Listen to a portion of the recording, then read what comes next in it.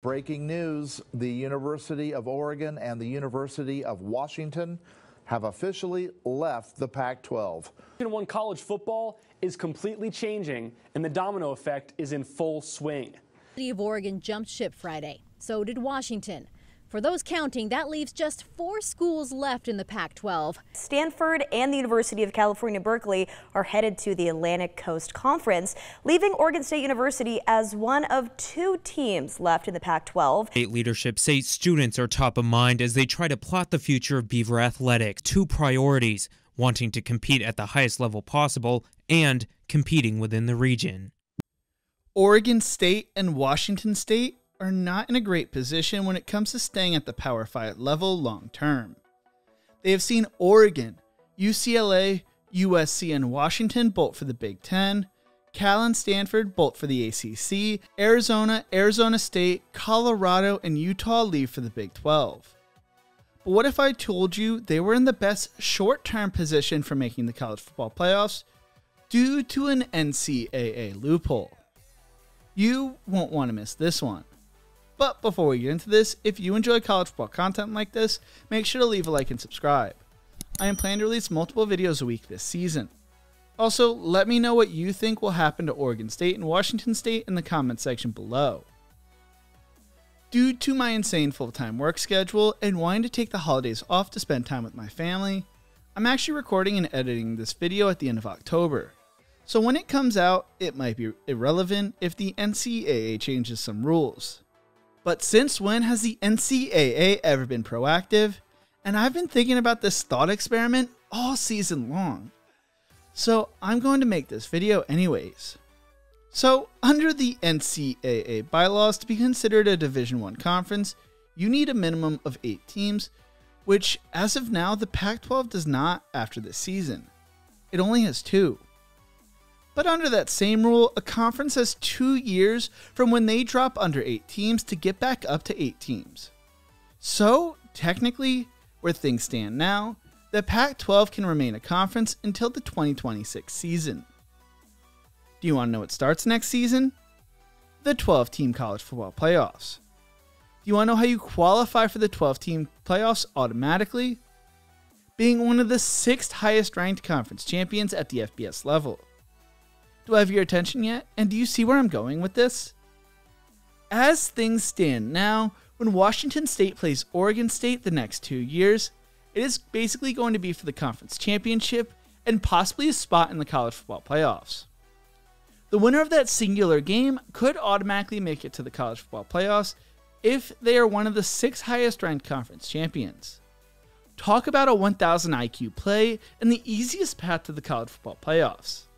This just made the College Football Playoff Sicko Committee blush a little bit. As of the time of recording, the playoff format has not been changed, but it was created when there were 10 conferences. Yahoo Sports writes, the College Football Playoff's original format was intended to provide at least 1 automatic playoff spot for a group of 5 team. However, the Pac-12's collapse now opens the door for 2 group of 5 teams to automatically qualify for the playoffs under the current 6-6 format. They are expected to move to a 5-7 model, which still leaves the door open for this chaotic idea. College football playoff decision makers, the conference commissioners, and their corresponding league presidents have yet to make such a change or even deeply discuss it. They are practicing patience and remaining respectful of Washington State and Oregon State's situation, SEC Commissioner Greg Sankey told Yahoo Sports. To make the change for the playoffs next year, they will need a unanimous vote, which the Pac-12 still has a vote for. The American Athletic Conference Commissioner, Mike Oresco, wants to also keep the 6-6 model through 2025 as well. The first year you don't need a unanimous vote to make the change comes in 2026. Oregon State Athletic Director Scott Barnes told Yahoo Sports, "We want fair consideration under a Power 5 umbrella. We want access and distribution is important. We didn't put ourselves in this position. We will continue to invest at the Power 5 level. We have an expectation that we'll be able to discuss what access and distribution looks like while creating our path forward. We didn't cause this. Those that did need to help us with the solution." Though there are some issues that may stop this from actually happening. According to the NCAA bylaws I referenced earlier, a conference shall continue to be considered a football bowl subdivision conference for 2 years, following the date when it fails to satisfy the 8 full football subdivision members requirements due to one or more of its members' failure to comply with the bowl subdivision membership requirements. That legal gray area may mean that this Pac-12 conference may not last. The College Football Playoff may also consider the 2-team conference as independents, which would take them out of the running for the automatic qualifying bid. The 2 schools plan to schedule non-conference games with Oregon and Washington and assemble an 8-game alliance with the Mountain West. They also are involved in a court case with the 10 departing Pac-12 members. Oregon State and Washington State believe the departing schools should not have a board seat when making decisions for the conference. Colorado, UCLA, and USC have already been stripped.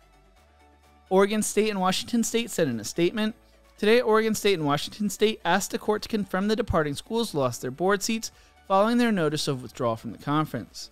The evidence we have uncovered thus far in discovery overwhelmingly shows this consistent with the position that the conference and the departing members themselves had taken up until just weeks before Oregon State and Washington State were forced to file our litigation.